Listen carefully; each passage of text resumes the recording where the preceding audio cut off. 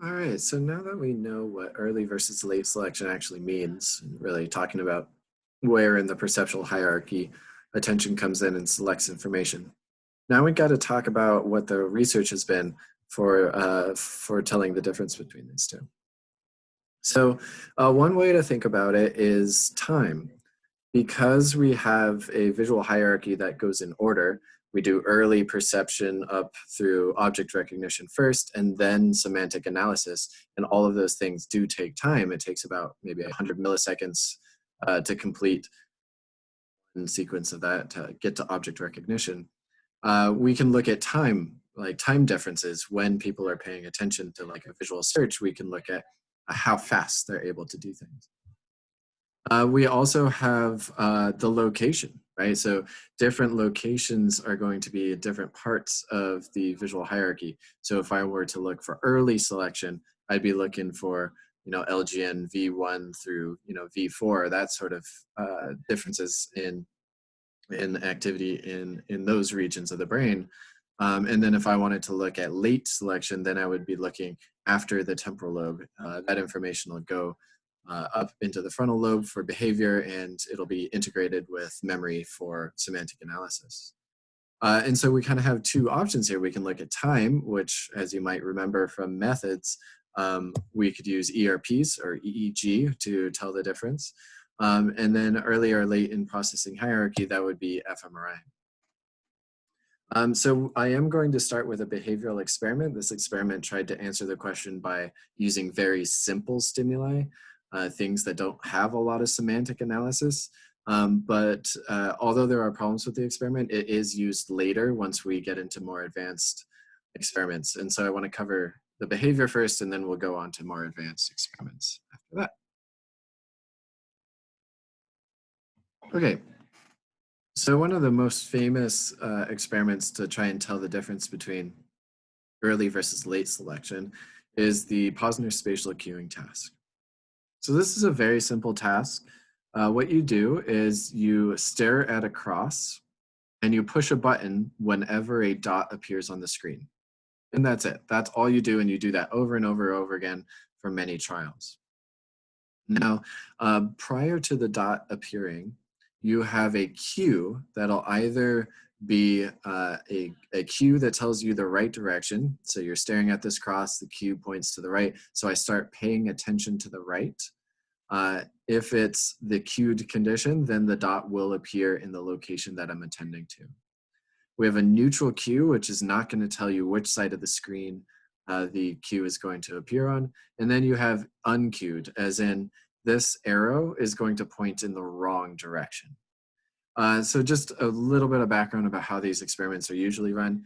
Usually you have a percentage, so like 75% of the time the cue will be in the correct direction, and then 25% of the time the cue will be in the incorrect direction. So this gives participants a reason to follow the cue, because if you just did it half and half, then they would just never pay attention to the cue because half of the time it's wrong. And so to make sure that they're actually following the cue and paying attention to the side of the screen that the cue is telling them, 75% of the time it's the cued direction, and the other 25% of the time it would be uncued. Here we also have a third condition, so percentages would work out with whatever you have for that condition, but that's generally how these studies are run. Okay, so this individual, Posner, looked at reaction time and looked at reaction time differences between these. And they found a really interesting, nice linear relationship for if you are paying attention to the correct side, you're very, very fast. If we don't tell you which direction, so you're not really paying attention to either, it's kind of equal, then you have a reaction time in the middle. But if I tell you the wrong direction, then you're actually slower than if I hadn't told you anything at all, right? So this is getting back to that, yes, it will enhance what you're paying attention to, but it's also suppressing the other side. And this is really good evidence for it's actually an active suppression, right? You're even slower on the side than if I hadn't told you otherwise, right? If I tell you the wrong direction to pay attention to, the other side is even worse off than if I had just not told you at all. So it's a suppression that you're actually actively inhibiting the side that you're not paying attention to. Yeah. And so this is really nice. And so this was evidence for early selection because the stimuli is so simple. Stimuli is just a dot on the screen. It's very perceptual. It's very, quick. You're trying to do a reaction time. And so the idea here was it's so simple. You don't have a lot of semantic analysis. People did come back and say, well, yeah, but you can have semantic analysis. A dot is a dot. That is the semantic analysis of a dot. The meaning of that stimulus is dot. And so it could be that attention did come in afterwards and started selecting information. Okay, so this is the Posner spatial cueing task. So what researchers did after this time, so this was in 1978, so this was like the kind of first attempt at it, is doing the Posner spatial cueing task, but now we're going to use EEG to see if there's any differences in brain activity early in perception. Okay, so this Posner spatial cueing task is slightly different. So instead of using a dot, they're using a rectangle, a light rectangle. But again, what they're doing is they're having participants attend to a location, or not attend. They are looking at a location in the center, so stare at this cross, and then using your covert attention, pay attention to either the left or the right side of the screen. Okay, and there'll be a little cue. It's usually a little arrow pointing to which side you need to pay attention to. Okay, and then what we're looking at in our ERP, so remember, an ERP is an average of many, many trials of EEG. So they do this experiment where they attend to one direction and then push a button when they see this rectangle. They are doing that over and over and over again, and we're collecting their EEG data for each trial and averaging them all together. And that's what this image is here. And that's why it looks so smooth and nice.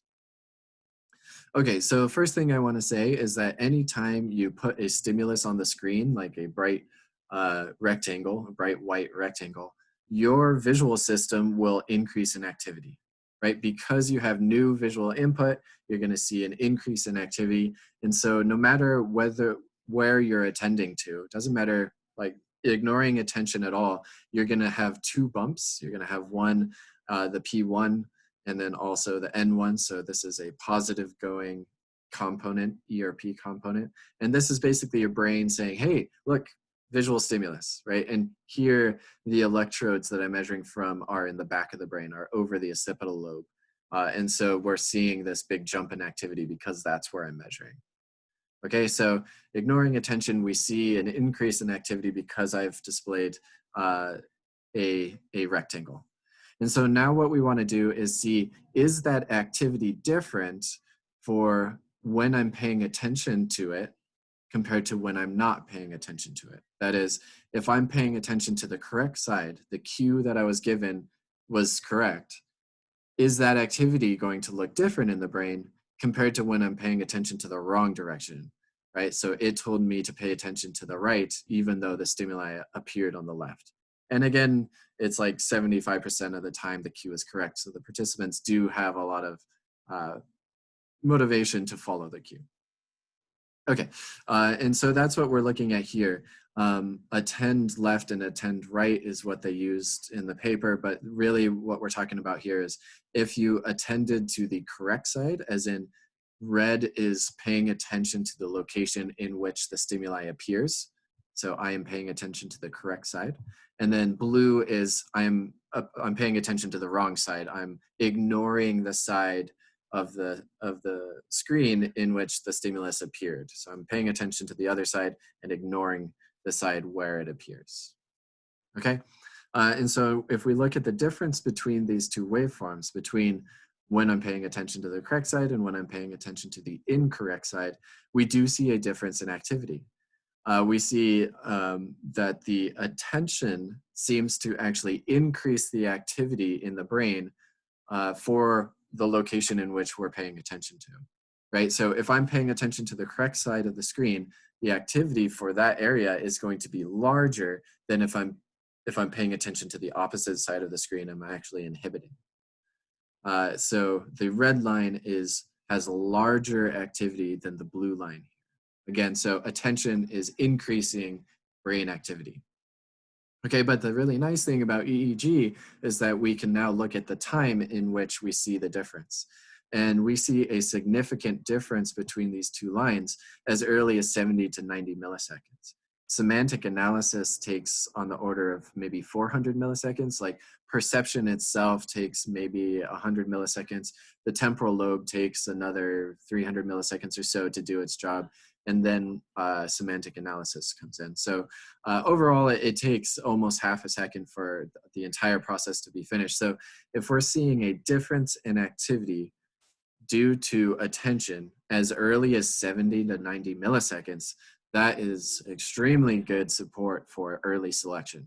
This is suggesting that attention is actually coming in to your occipital lobe and manipulating the brain activity in there and saying, hey, I'm going to increase this brain activity because I'm paying attention to that side, right? So if I'm paying attention to the left side of the screen, my right occipital lobe will have more activity when a stimulus appears there, compared to if I'm paying attention again to the left side, but the stimulus appears on the right, the left occipital lobe is going to have less activity overall. So long story short, attention will increase activity in the brain using attention as early as 700 milliseconds, as early as very early perception. Okay, so that's the Posner spatial cueing task with EEG. Okay, and so it seems like there is some early selection, right? So according to EEG, we see a difference early in perception in brain activity due to attention. Therefore, it looks like it's early.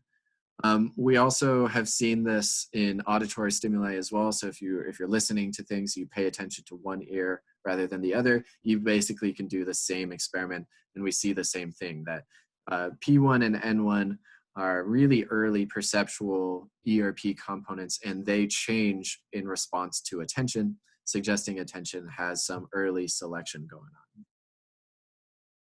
on. Okay, so hopefully that makes sense for early selection. It is kind of like you have a spotlight and it's selecting location. So if I tell you to pay attention to the left side, it's like you have a spotlight that's over there. Is one metaphor that sometimes helps. Okay, so that's the EEG experiment, and then we'll move on to fMRI. I should say that I have a lot of evidence for early. That's most of the evidence I'm going to talk about, and then I'll talk about what the late selection experiments look like towards the end of this lecture series.